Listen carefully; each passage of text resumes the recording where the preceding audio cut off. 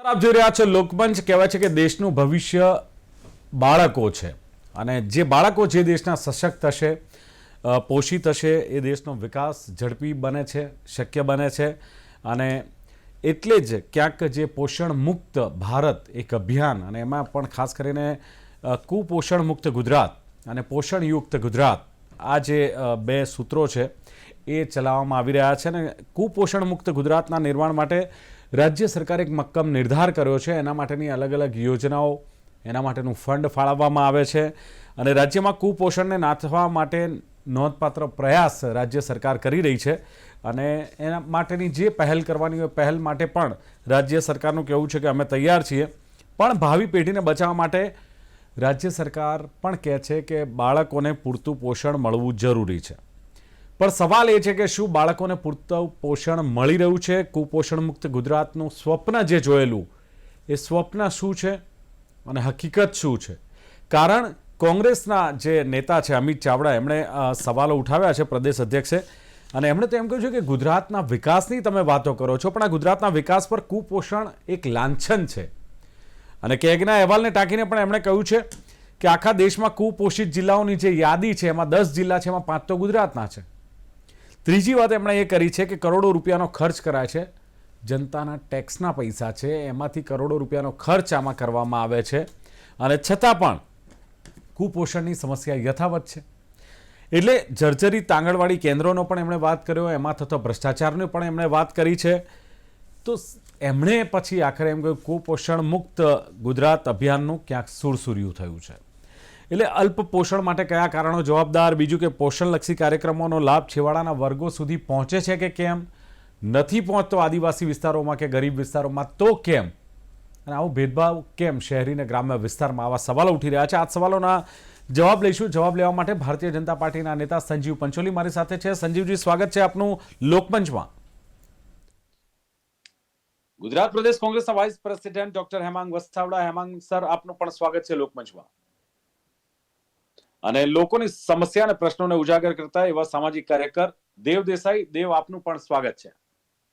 જી સંજીવજી, આંકડા આપે જાણ્યા કે જે પ્રમાણે નો ડાઉટ સરકારના પ્રયાસો છે, સરકાર જે મક્કમ નિર્ધાર કરી રહી છે, નોંધપાત્ર પ્રયાસો પણ છે, આમ છતાં પણ કુપોષણને લઈને જે આંકડા જોવા મળે છે અથવા જે કુપોષણની સમસ્યા જોવા મળે છે, ભારતીય જનતા પાર્ટીનું શાસન 3 દાયકાથી છે, છતાં આપણે આ નાબૂદ નથી કરી શક્યા. નાબૂદ નથી થયું, પણ સફળતા પણ એટલા અંશે કે એટલી હદે નથી મળી. સંજીવજી.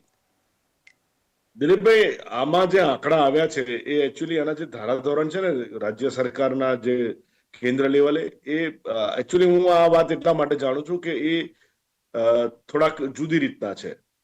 કારણ કે રાજ્ય સરકારે આમાં ઘણી બધી એનજીઓસને આમાં ખૂબ ઇન્વોલ્વ કરી છે. ખાસ કરીને લાયન્સ ક્લબને પણ એક આહવાન આપ્યું છે કે આમાં કુપોષણના જે બાળકો છે એને શાળાઓમાં કેવી રીતે એમના વાલીઓને શિક્ષિત કરાય અને એમને કેવી રીતે કુપોષણ મુક્ત કરાય. કારણ કે શાળામાં જે મધ્યાહન ભોજન અને જે પણ યોજનાઓ છે, જે થકી બાળકોને જે ભોજન આપવામાં આવે છે, એ બાળક કુપોષિત ન રહે એની ગુજરાત સરકાર દ્વારા પૂરી તકેદારી રાખવામાં આવે છે. પરંતુ મા બાપની અજ્ઞાનતા અને એમની નિષ્કાળજીના કારણે જે અંતરિયાળ વિસ્તારો છે ત્યાં મોટાભાગે આ પ્રોબ્લેમ્સ જોવા મળે છે. કારણ કે આપણે તમે જુઓ કે નાનું બાળક હોય તો માતાને 2-3 બાળક હોય નાના અંતરિયાળ વિસ્તારોમાં, અને એમાં એક બાળક હોય એના પછી તરત બીજું બાળક હોય. તો એવા સમયે સંજોગોએ એ લોકો, આપણે જોઈએ છે કે બાળકો એમની જાતે રમતા હોય, એમની જાતે એમની બેન હોય ઉછેરતી હોય, એટલે એમની જે ખોરાકની જે પ્રક્રિયા છે એના પર મા બાપ પૂરતું ધ્યાન નથી આપતા. પણ સાહેબ, એટલા માટે તો અભિયાન ચલાવીએ છીએ આપણે. હું તમને એ જ વાત કરું છું. નહીં, હજુ હા એ જ વાત કરી રહ્યો છું. એના માટે એટલે આપણે કેવી એ જે રીતે અજ્ઞાનતા છે, કારણ કે સરકાર એના પ્રયત્ન કરી રહી છે. સરકાર તો દરેકને મફત અનાજ પણ આપે છે, અને એવું અનાજ આપે છે, ચણા ને એવું બધું પોષણક્ષમ અનાજ આપે છે. બાળકોને ગામડામાં સુખડી વેચવામાં આવે છે. એટલે સરકાર પણ પોષણક્ષમ અનાજ ફ્રી ઓફ ચાર્જ આપે છે. એટલે મા બાપે તો એમાંથી એમને વિવિધ જે રીતે હોય એ રીતે પૌષ્ટિક આહાર બનાવીને આપવાનો હોય છે. પરંતુ એ અજ્ઞાનતાના કારણે આપણે ક્યાંક પાછળ છે. પરંતુ તે છતાં, કારણ કે મને આ વાત એટલા માટે ખબર છે કે લાયન્સ ક્લબને પણ આવું આહવાન આપ્યું છે, અને લાયન્સ ક્લબના ભૂતપૂર્વ ગવર્નર હોવાના નાતે માનનીય સીએમ શ્રી સાહેબની મિટિંગમાં પણ હું રાજકારણી નહીં પણ એક એનજીઓના વડા તરીકે હું ગયેલો. એટલે ત્યારે એ બાબતનું તારણ નીકળ્યું કે ભાઈ આ જે અંતરિયાળ વિસ્તારોમાં છે એમાંથી અજ્ઞાનતા દૂર કરી અને લોકોને એની નોલેજ હોવી જોઈએ કે ભાઈ બાળકનું પોષણ કેવી રીતે કરવું એને કેવી 3 દાયકા રીતે. સુધી શું કર્યું અજ્ઞાનતા દૂરના એટલે આ એ જ વાત છે દિલીપભાઈ. અજીત દૂરના તમે પ્રયત્ન કરી શકો. સમજો આપણે શું કરી શકીએ, બધા પ્રયત્ન કરી શકીએ. બાળકને કુપોષિત હોય તો એની ખબર કોને પડે? સૌથી પહેલા તો એના મા બાપને પડે ને. ચલો બિલકુલ. દેવ તમે અંતરિયાળ વિસ્તારોમાં સેવા આપતા હો છો, જતા હો છો, લોકોની સમસ્યા સાંભળતા હો છો અને ખાસ જે અંતરિયાળ વિસ્તારોમાં કઈ કઈ બાબતોની જરૂરિયાત છે એના પ્રશ્નોની પણ ચર્ચા કરતા હો છો. જે પ્રમાણે સંજીવભાઈએ કહ્યું કે નો ડાઉટ યોજના ચાલુ છે, સરકારનો મક્કમ નિર્ધાર છે, પણ ક્યાંક મા બાપની અજ્ઞાનતા છે, ક્યાંક એમણે કહ્યું તે પ્રમાણે કે નિષ્કાળજી છે, એને લઈને બાળકો કુપોષિત રહી જાય છે. સરકાર એનું કામ કરી રહી છે. ક્યાં તમને શું લાગે છે દેવ આ બાબતમાં? ક્યાં તકલીફ ક્યાં છે? થેન્ક યુ દિલીપભાઈ. આપણી સરકાર બધું મક્કમતાપૂર્વક કરતી હોય છે, કેટલું પૂર્ણ થાય એક સવાલ છે. પણ જમીન ઉપરની જે હકીકતની વાત કરીએ તો આપણે હમણાં જે આંકડા આવ્યા એનો થોડો અભ્યાસ મેં પણ કર્યો કે આખા દેશમાં જેટલા રાજ્યો છે એમાં સૌથી છેલ્લેથી બીજા ક્રમે આપણે છીએ કુપોષિત બાળકોમાં, સૌથી છેલ્લેથી બીજા ક્રમે. એટલે કહેવાતા બિહાર, યુપી અને નોર્થ ઇસ્ટના સ્ટેટો છે ને એ પણ આપણાથી આગળ છે. આપણા ત્યાં કુપોષણ વધારે છે. બીજી વસ્તુ કે આપણા ત્યાં જે બજેટમાં ખર્ચો કરવામાં આવે છે ને કુપોષિત બાળકો પાછળ અને આંગણવાડી પાછળ, એમાં પર બાળકે 8 રૂપિયા, આજના 2025ના જમાનામાં 8 રૂપિયાનું એક સારું કેવું પણ નથી આવતું. અને બાળક સાથે એવું થાય છે કે મા બાપ ગરીબ માણસ છે, ગામડાનો છેવાડાનો માણસ છે, મા બાપ એવું સમજીને સ્કૂલે મોકલતા હોય છે અને આંગણવાડી મોકલતા હોય છે કે અમે અમારા બાળકનું પૂરું નથી કરી શકતા, તો આ આંગણવાડીમાં જશે તો અમારું બાળક કુપોષણ ની સામે લડવા માટે જે ન્યુટ્રિશન મળવા જોઈએ એ ન્યુટ્રિશન ત્યાં આંગણવાડીમાં પૂરા પાડવામાં આવશે.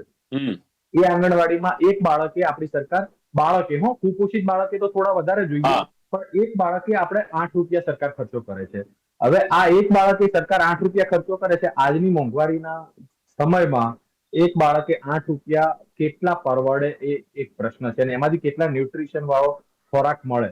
એટલે કુપોષણ માટે જે સ્કીમ છે, આપણી યોજના છે આપણા ત્યાં સરકારની, પણ એ યોજનાના જે પૈસા ફળવાય છે એમાંથી કેટલા પૈસા પ્રચાર પ્રસાર પાછળ ફળવાય છે, કેટલા પૈસા આંગણવાડી વર્કરો ના પગારોમાં માટે ખર્ચાય છે, કેટલા પૈસા આંગણવાડીની રિપેરિંગ માટે ખર્ચાય છે.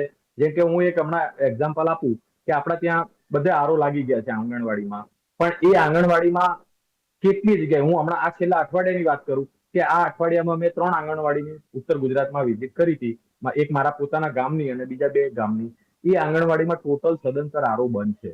તો બાળકોને ખરેખર જો પોષણ આપવું હોય તો બજેટનો વધારો કરો અને આજનું સ્વસ્થ હેલ્ધી બાળક હશે. આપણે આ એક વિકાસશીલ દેશની અને વિકાસશીલ ગુજરાતની વાતો કરીએ છીએ, તો આપણે જો ખરેખર સાચું અને સારું ભવિષ્ય આપણા ગુજરાતનું જોતા હોઈએ તો જ્યાં સુધી આપણું બાળક સ્વસ્થ નહીં બને ને, એ માયકાંગલું બનશે તો આપણું રાજ્ય શું સ્વસ્થ બનશે? આપણું રાજ્ય પણ માયકાંગલું બની જશે.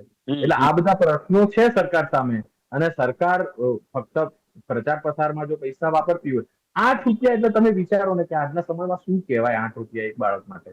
એટલે બાળક ઘરે પણ ભૂખ્યું રહે, મા બાપ એમાં છેતરાઈને પ્રચાર પ્રસારના માધ્યમથી જે લોકો સુધી પહોંચાડવામાં આવે છે કે અમે સંપૂર્ણ બાળકોને પોષણ આપીએ છીએ અને આંગણવાડીમાં ખાવાનું આપીએ છીએ, એટલે મા બાપ બાળકને ઘરે ખાવાનું ના આપે અને આંગણવાડીમાં મોકલે, ત્યાં એને સંપૂર્ણ પોષણ મળે નહીં. એટલે આ તો વધારે કુપોષણ વધે જાય. અને આપણે આટલું બધું ડેવલપ સ્ટેટ, ડેવલપ રાજ્યની વાતો કરીએ છીએ, આપણા ગુજરાત મોડલની વાતો તો કરીએ છીએ, પણ આપણે કેમ છેલ્લા પાયદાન ઉપર છે છીએ? આખા દેશના જેટલા રાજ્યો છે એમાં છેલ્લેથી બીજા, સૌથી પહેલા નંબર પર તમિલનાડુ છે, એના પછી કેરળ છે. આ બધા રાજ્યો જે સાઉથના રાજ્યો છે એ કેમ આગળ છે અને આપણે કેમ પાછળ છીએ? એ સરકારો માટે બહુ વિચારવા જેવો પ્રશ્ન છે. ચલો બિલકુલ. ખાસ કરીને રાજ્ય સરકાર માટે હેમાંગભાઈ, કુપોષણ મુક્ત ગુજરાતનું જે એક સરકારનું એક અભિયાન છે, શું લાગે છે કે એક ડોક્ટર તરીકે આમાં ક્યાં ખામી રહી જાય છે અથવા શું તકલીફ છે કે જેને સુધારવાથી કદાચ આ અભિયાનને આપણે સફળતા તરફ લઈ જવાય? કુપોષણ તો નીકળી જ ગયું છે. કુપોષણ છે જ નહીં. આંગણવાડીના કોન્ટ્રાક્ટરો, ઠેકેદારો જે મોટે ભાગે બીજેપીના મળતિયા છે, એની એનજીઓ, જે બીજેપીની મળતિયા એનજીઓ છે, એ એનજીઓ, એ બધાનું કુપોષણ તો દૂર થઈ ગયું છે. અચ્છા. આંગણવાડીના બાળકો માટે જે ખોરાક આવે છે, અનાજ વગેરે, એ જાહેરમાં વેચાતું હોય છે. કેટલી બધી જગ્યાએ આંગણવાડીના સપ્લાયના નામે આવેલું અનાજ ખુલ્લી બજારમાં ટ્રકોમાં લોડ થઈને જતું હોય છે. આ પહેલી વાત. બીજી વાત, દેવભાઈ દેસાઈએ કીધું કે 8 રૂપિયા એક બાળકે અપાય છે. નારણભાઈ કાછડિયા, એમના જ સાંસદ સભ્ય અમરેલીથી, એ એમ કે છે કે સરકાર રૂપિયો આપે તો 20 પૈસા પહોંચે છે લાભકર્તા સુધી. એટલે 1 રૂપિયો ને 60 પૈસા એક બાળકે આપણે ગણવાના. 1 રૂપિયો ને 60 પૈસા. આખી જે સિસ્ટમ છે એ કરપ્ટ થઈ ગઈ છે. આંગણવાડી બાળકોના એક ખૂબ સુંદર આશયથી ચાલુ કરેલું એક અભિયાન. મારે તો પંચોલી સાહેબને એ પૂછવું છે કે કેમ સરકારના હાથ પગ નથી? તમારે એનજીઓ ને શું કામ વચ્ચે લાવવી પડે છે? આ તો સરકારનું કામ છે. એનજીઓ તો મદદ કરવા માટે હોય, એને બદલે તમે સેન્ટ્રલ રસોડું બનાવો, પછી સેન્ટ્રલ રસોડાનો કોન્ટ્રાક્ટ તમારી મળતિયા પાર્ટીને આપી દો, જે કોઈ એનજીઓ હોય એને, જે હર હર મોદી ઘર ઘર મોદી કરતા હોય એ બધાને તમે કોન્ટ્રાક્ટ આપો. એટલે એને લીધે શું થાય છે કે સાચા અર્થમાં બાળકો લગી અનાજ જે પહોંચવું જોઈએ એ પહોંચતું નથી, પોષક તત્વો પહોંચતા નથી, કારણ કે વચ્ચે મગરમચ્છું બધું ગળી જાય છે. જો પંચોલી સાહેબ એમ કે આંગણવાડીના માલ બજારમાં વેચાતો નથી, તો હું છાપાના ઘણા બધા ફોટા બતાવવા તૈયાર છું કે જેમાં દરોડા પાડીને પુરવઠા અધિકારીએ માલ પકડ્યો હોય કે જે આંગણવાડી માટે જાતો હોય પણ પહોંચી ગયો હોય બજારમાં ટ્રકના ટ્રક લોડ. એટલે સરકારનો મૂળ શું થયું છે? ભૂપેન્દ્રભાઈની સરકારનો અધિકારીઓ ઉપર અને યોજના ઉપરથી કાબુ તૂટી ગયો છે. કાબુ જ નથી. એની પાસે કોઈ ફીડબેક નથી. જો આંકડા આવે તમારી પાસે, જેમ દેવભાઈ બહુ સરસ વાત કરી કે આટલા વિસ્તારની આંગણવાડીઓમાં બાળકો કુપોષિત છે, તો ત્યાં વધારાના પૈસા, અનાજ, પોષક તત્વો ફાળવવા જોઈએ. મને તો એ વિચાર આવ્યો કે પંચોલી સાહેબ કહેતા હતા કે મા બાપની અજ્ઞાનતા, મા બાપને બાળકોને શું ખવડાવવું એ ખબર નથી પડતી, બિચારાઓને ભાન જ નથી કે બાળક કેમ મોટું થાય. વિચારો તો ખરા, બચાવવા તમે કેટલી નીચી કક્ષાએ ઉતરી જાઓ છો. સાહેબ, એક બચાવ એમણે કર્યો કે ભાઈ નિરક્ષર હોય અથવા તો અજ્ઞાનતા હોય, બરાબર કાળજી ન લઈ શકતા હોય, તો કદાચ આ લાભ એમના સુધી પહોંચતો નથી, એમ એમનું કહ્યું. પણ સંજીવભાઈ, સવાલ એક એ છે કે શું આ છે, હેમાંગભાઈએ સવાલ કર્યો કે જાહેરમાં આ આંગણવાડીમાં જે અનાજ પહોંચે છે એ શું વેચાતું નથી ખુલ્લેઆમ? શું એમાં ભ્રષ્ટાચાર નથી? શું ભારતીય જનતા પાર્ટીના મળતિયાઓના કોન્ટ્રાક્ટ આપવામાં આવતા નથી? આ સવાલો એમણે કર્યા છે. અને ઘણીવાર, અને નારણ કાછડિયાનું મોટામાં મોટું ઉદાહરણ એમણે આપ્યું કે એમણે જ કહ્યું છે કે 1 રૂપિયામાંથી 20 પૈસા લાભકર્તા સુધી પહોંચે છે. સાહેબ, આપણે ડિજિટલની વાતો કરીએ છીએ. દિલીપભાઈ, એ બધી બાબતોમાં તથ્ય નથી. અને જે ભાઈએ હમણાં એક બાળકના 8 રૂપિયા ખર્ચો છે ને, એ વાત પણ ખોટી છે. એ આંકડા પણ ખોટા છે. સરકારે સરકારી આંકડો છે, મારો નથી, સરકારી આંકડો છે. નહીં, મારી પાસે પણ આંકડો છે. દેવભાઈ, મારી પાસે પણ આંકડો છે. આ ગુજરાત સમાચારની હું આર્ટિકલ જ વાંચી રહ્યો છું. એટલે જે રીતે 264 કરોડ રૂપિયા 2023-24 ને 2024-25 245 કરોડ રૂપિયા સરકારે આ બાળકો પાછળ વાપર્યા છે. હવે જે હું કહી રહ્યો છું વાત, કારણ કે જે અંતરિયાળ વિસ્તાર છે એમાં સૌથી વધારે પંચમહાલ અને બનાસકાંઠામાં 75,000 બાળકો કુપોષિત છે. એટલે એનો મતલબ એવો થાય છે કે જ્યાં આદિવાસી વિસ્તાર છે, સરકારની મંશા આજે પણ સારી છે અને સરકાર હંમેશા પ્રયત્ન પણ કરી રહી છે. અને છેલ્લા આંકડા જોવા જઈએ તો છેલ્લા 3 વર્ષમાં કુપોષિત બાળકોની સંખ્યામાં 1.5 લાખનો ઘટાડો પણ થયો છે. એટલે સરકારનું અચીવમેન્ટ પણ છે. ટેગના અહેવાલમાં કે ટોપ 10 જિલ્લા છે, એમાંથી 5 તો ભારતના 10માંથી 5 તો ગુજરાતના છે. દિલીપભાઈ, એ ક્રેગના જે આંકડા છે, મેં તમને અગાઉ પણ કહ્યું કે જે આપણા બાળક અને ત્યાંના બાળકની જે તુલના કરવામાં આવે છે ને, આપણે ત્યાં વેજીટેરિયન લોકો છે વધારે ગુજરાતમાં. એટલે એ જે તુલના કરવામાં આવે છે, આપણે ત્યાં મોટા ભાગની વસ્તી વેજીટેરિયન છે. એટલે એ જે તુલના કરવામાં આવે છે ને ત્યાં એ જે ક્રાઇટેરિયા છે એ ક્રેકના ક્રાઇટેરિયા કેન્દ્ર સરકારના ક્રાઇટેરિયાના કારણે આ તકલીફ થાય છે.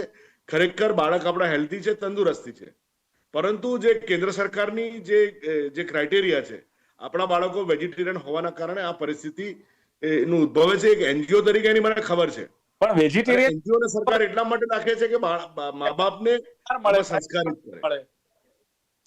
પંચોલી સાહેબ, એમને એ પ્રમાણે ફૂડ મળે ને, વેજીટેરિયન હોય કે નોન વેજીટેરિયન હોય, એમાં ક્વોલિટીમાં શું ફરક પડે? નહીં, ઓફકોર્સ જો નાના બાળકોના ક્વોલિટીમાં ફરક પડતો હોય છે, પરંતુ જે આંકડા છે બધા જ આંકડા મારી પાસે છે કુપોષિત બાળકોના. જો અરવલ્લી જિલ્લામાં 11,000 છે, સાબરકાંઠામાં 21,000 છે, નવસારીમાં 7,000 છે, પંચમહાલમાં 35,000 છે, એટલે છે ને 7,000 છે, 3 દાયકા નર્મદામાં 11,000 છે.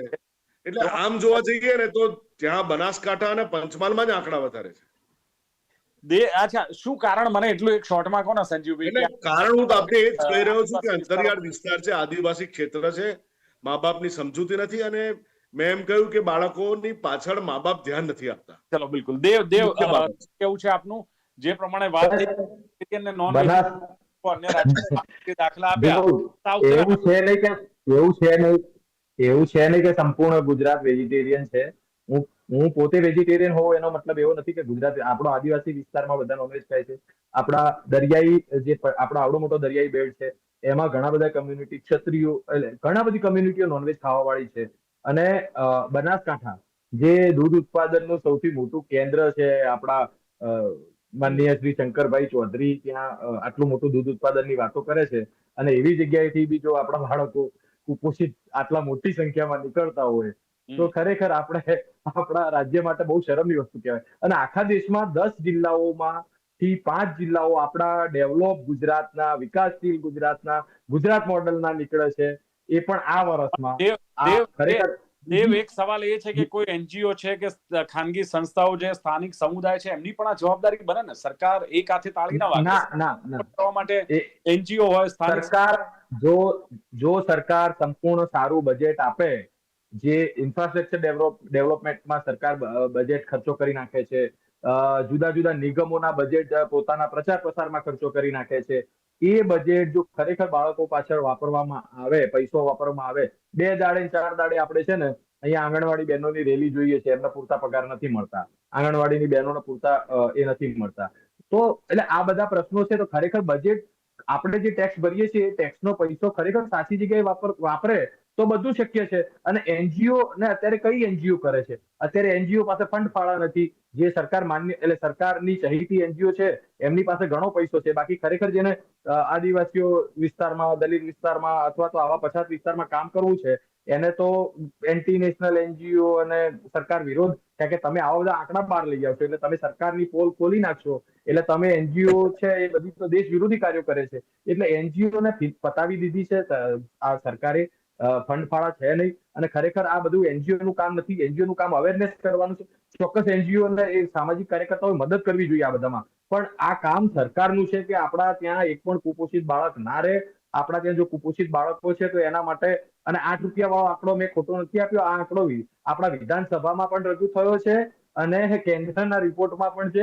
એટલે સાહેબ થોડો અભ્યાસની જરૂર છે. કદાચ તમારા જોડે આંકડા બીજા હોઈ શકે, પણ આ આંકડા મારી જોડે હમણાં લેટેસ્ટ આંકડા છે. Thank you so much.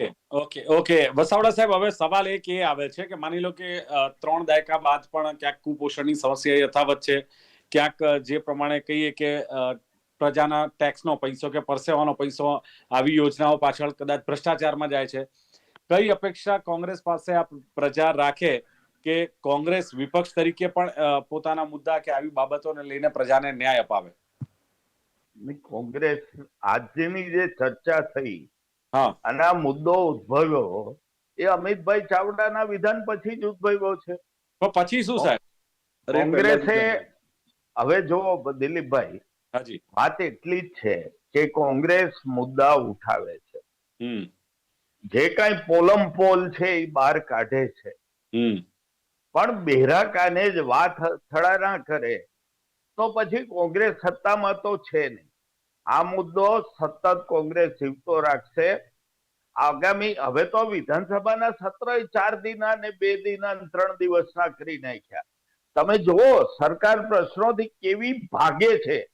4 દિનનું સત્ર, એમાં પહેલો દિવસ શ્રદ્ધાંજલિ આપીને બંધ થઈ જાય. ધરણા આંદોલન કરો, લોકોની વચ્ચે જાઓ, પ્રજા વચ્ચે જાઓ સાહેબ. ચોક્કસ કરશે દરેક મુદ્દે. પણ દેશની લોકશાહી માટે એ પણ શરમજનક છે કે દરેક પ્રશ્ને વિપક્ષે આંદોલન કરવું પડે, રસ્તે ઉતરવું પડે, રજૂઆતો કરવી પડે. સરકાર પાસે કોઈ સિસ્ટમ જ નથી, આંધળી બેરી સરકાર છે. આ આંકડા જો આપની ચેનલ પાસે આવ્યા હોય, અમિતભાઈ ચાવડા પાસે આવ્યા, ભૂપેન્દ્રભાઈ પાસે નથી આવ્યા. ભૂપેન્દ્રભાઈને તરત એમ ન થવું જોઈએ કે મારા ગુજરાતના આટલા બાળકો કુપોષિત છે. ભારતીય જનતા પાર્ટીને એ ન થવું જોઈએ, એને બદલે હાસ્યાસ્પદ વાત કરે કે આપણા બાળકો નોનવેજ નથી ખાતા એટલે કુપોષિત છે. તો આખું ગુજરાત કુપોષિત હોય. ઘણા લોકો પ્યોર મારા જેવા વેજીટેરિયન છે, હું કુપોષિત છું, મારા ઘરના બાળકો કુપોષિત છે, નથી. એટલે આવી વાતો કરવાને બદલે સચ્ચાઈ સ્વીકારે ભારતીય જનતા પાર્ટી, તો જ આ પ્રશ્ન ઉકેલે. 175 લાખ એટલે 1 કરોડ, દિલીપભાઈ સાંભળો, 1,75,00,000 લાખ મોદી સાહેબના પ્રચાર પ્રસાર માટે ગામે ગામ કાર્યક્રમો કરીને બગાડ્યા. 1,75,00,000 લાખ સાંસ્કૃતિક કાર્યક્રમો ને કલાકારોને ખૂબ ભરપેટ પૈસા આપ્યા. જે 2 લાખમાં કલાકાર ડાયરો કરતો એને 5-5 લાખ આપ્યા. એને બદલે જો બાળકોને આ મોદી સાહેબના 75 વર્ષે પોષણ આપ્યું હોત તો કદાચ કેકના આંકડા પ્રમાણે આવતે વખતે આપણે તામિલનાડુ કેરળ ભેગા હતા. હેમાંગભાઈ, તો આપણી સંસ્કૃતિ જાગૃત રાખવાની પણ ક્યાંક જરૂર છે અને એના માટે પણ આ પ્રયાસ હોય. આપણી સંસ્કૃતિ, લોકકલા છે, એ પણ જાગૃત રહેવી જોઈએ ને.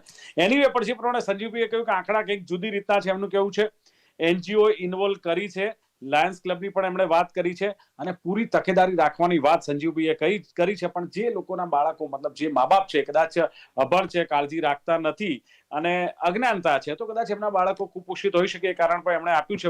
250 કરોડ જેટલી માતબર રકમ પણ એમણે કહ્યું કે ફાળવી છે. પંચમહાલના અને બનાસકાંઠાના બાળકો કુપોષિત છે, એમણે સ્વીકાર્યું છે અને આંકડા પણ આપ્યા છે. પણ એમનું કેવું છે કે સરકાર એની રીતે કામ કરી રહી છે. જ્યારે દેવ દેસાઈએ કહ્યું એમ કે મક્કમતા ખરી, પણ ખાસ જે કહેવાય ને કે જે પર્યાપ્ત માત્રામાં જે કામ થવું જોઈએ થતું નથી. એ કેટલું થાય? બિહાર, યુપી થી પણ આપણે આ બાબતમાં આગળ છીએ એમ કરી એમણે ગર્વ લેવાનો એક ટોન્ટ માર્યો છે. 8 રૂપિયા બાળકો પાછળ, એક બાળક પાછળ વપરાય છે. 8 રૂપિયાથી શું થાય? પણ સંજીવભાઈએ કહ્યું છે કે આંકડા ખોટા, એટલે દર્શકો ચેક કરશે. મા બાપ અપેક્ષા હોય કે મારું બાળક પોષિત થાય એટલે આંગણવાડીમાં મોકલે, પણ ત્યાં જ ભ્રષ્ટાચાર ચાલતો હોય છે. દેવભાઈનું કેવું છે પૈસા ફળવાય છે પણ પ્રચાર, પ્રસાર અને પ્રવાસમાં આ પૈસા ખર્ચાય છે. બાળક જો સ્વસ્થ નહીં હોય તો રાજ્યનો વિકાસ અથવા રાજ્ય કેવી રીતે સ્વસ્થ રહેશે? આવા સવાલો ઉઠાવ્યા. ગુજરાત મોડલની વાતોની પણ એમણે વાત કરી અને બજેટ બાળકો પાછળ વાપરવું જરૂરી છે એમ પણ એમનું કહેવું. હેમાંગ વસાવડા ડોક્ટરે જે પ્રમાણે વાત કરી કે ક્યાંક આંગણવાડીના ઠેકેદારો છે, કોન્ટ્રાક્ટરો છે, એનજીઓ છે, માનીતાઓ છે, કુપોષણ ક્યાંય છે જ નહીં. પહેલા તો એમણે એમ કહ્યું કુપોષણ નથી, એટલે મને નવાઈ લાગી. પણ એમનું કેવું છે કે આમનું કુપોષણ દૂર થયું છે, હેમાંગભાઈનું કેવું છે. અને આંગણવાડીઓના નામે જાહેરમાં એ અનાજ વેચાય છે અને એ ઘણીવાર એમનું કેવું છે કે છાપાઓમાં અને ટીવી મીડિયામાં પણ આવ્યું છે. નારણ કાછડિયા સાંસદની વાત કરી, ભારતીય જનતા પાર્ટીના સાંસદ, કે ભાઈ 1 રૂપિયામાંથી 20 પૈસા પહોંચે છે. સિસ્ટમ કરપ્ટ થઈ છે, વસાવડા સાહેબ કહી રહ્યા છે તે પ્રમાણે. અને એનજીઓને શું કામ તમે કામ સોંપો છો? આ કામ સરકારનું છે, સરકારે કરવું જોઈએ. અને સાથે જ એમણે કહ્યું કે અધિકારીઓ પર આ સરકારનો કાબુ નથી.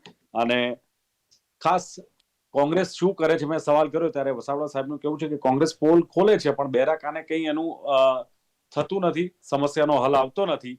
અને સરકાર પાસે ચોક્કસ આંકડા જે હોવા જોઈએ એ છે, સરકારને પણ ખબર છે. જો આપણને બધાને ખબર છે તો મુખ્યમંત્રીને પણ ખબર છે અને સરકારને પણ ખબર છે, તો આંકડા ઓછા કેમ નથી થતા? આ સવાલો ઉઠી રહ્યા છે. એનીવે, કુપોષણ મુક્ત ગુજરાતનું સ્વપ્ન અને વાસ્તવિકતાની હતી આજની ચર્ચા. અને ચર્ચામાં ભાગ લેવા બદલ સંજીવ પંચોલી, દેવ દેસાઈ, ડોક્ટર હેમાંગ વસાવડા ત્રણે ઉપસ્થિત રહ્યા. ખૂબ ખૂબ આભાર. Thank you very much. Thank you.